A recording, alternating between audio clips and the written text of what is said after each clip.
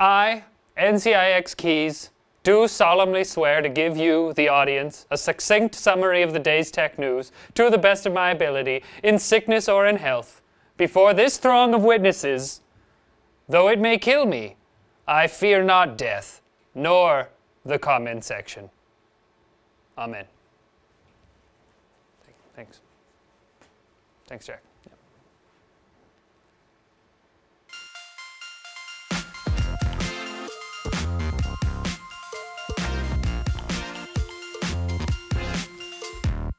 A group of hackers claims to have access to over 300 million Apple accounts and is attempting to use them to extort Apple. The group, who call themselves the Turkish crime family, say they'll delete the cache of data if Apple hands over either $75,000 in Bitcoin or Ethereum, another popular cryptocurrency, or $100,000 worth of iTunes gift cards.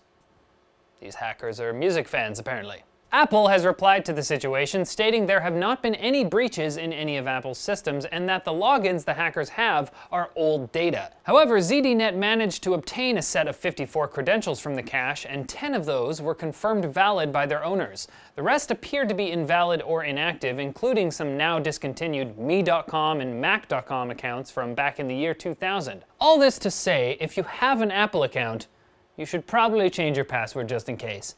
Especially if you haven't changed it since the year 2000. That's stupid. Reviews for the Lenovo Moto G5 Plus are out and about, and for the most part, they're pretty glowing. Announced at Mobile World Congress in late February, the phone has two tiers, 64 gigabytes of storage and 4 gigs of RAM for $299, and 32 gigs of storage and 2 gigs of RAM for $239. It's also got a 5.2-inch 1080p LCD, 12 megapixel camera with f1.7 aperture, fingerprint reader, micro SD card slot, and it runs Android 7 Nougat on a Snapdragon 625 processor. Reviewers seem united on its premium-feeling build, near-stock Android experience, and large battery, while remaining affordable. But if you need an even lower price, you can get a discounted version on Amazon, but you'll have to put up with ads showing up on your lock screen. So if you're an impulse buyer, it might be wise to skip this deal.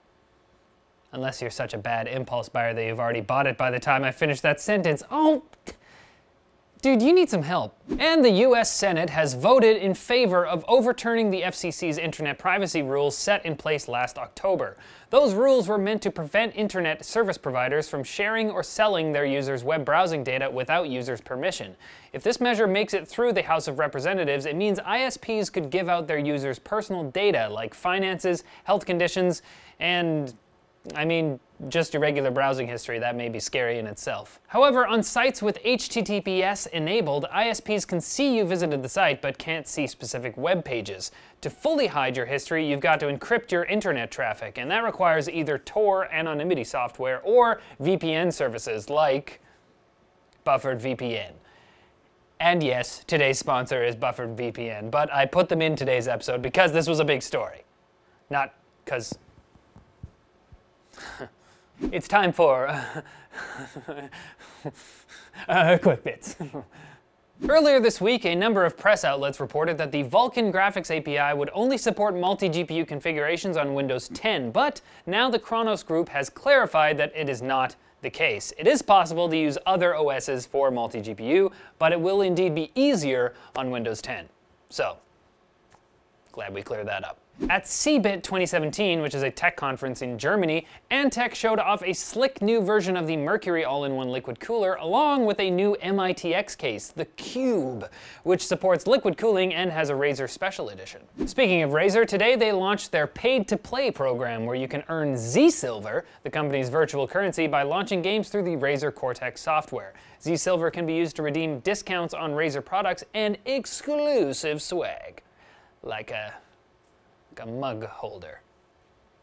Nice. AMD has promised a fix for the freezing issues some Ryzen users have experienced when running FMA3 code used in compute and floating point applications, so update your BIOS, Ryzen people. And Dell has started shipping their 32-inch 8K monitor, the UP3218K, for $5,000 US. So, if you got money to blow for a mediocre joke, you can buy it and be like, what is this, a start button for ants? Because scaling Sources for all of today's news stories can be found in the NCIX forum post linked in the description, if you catch my drift. It's literal. Hey, yo, you want to listen to my mixtape? What do you want? Thank you, sir. If you got something you want us to say on Netlink, tweet us with hashtag NCIXYodog.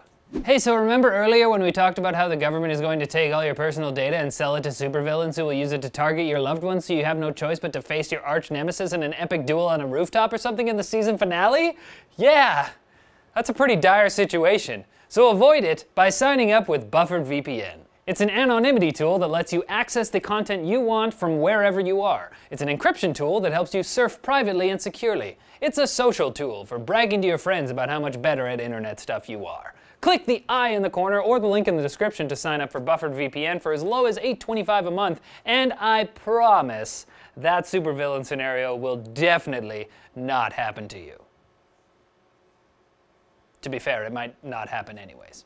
Alright, that's it for Netlink Daily, guys. Thank you so much for watching. Click over here for previous videos. Check us out on Twitter. Our handles are right there. But as always, like the video if you liked it, comment below for fans with benefits, and subscribe for more videos like this from NCIX.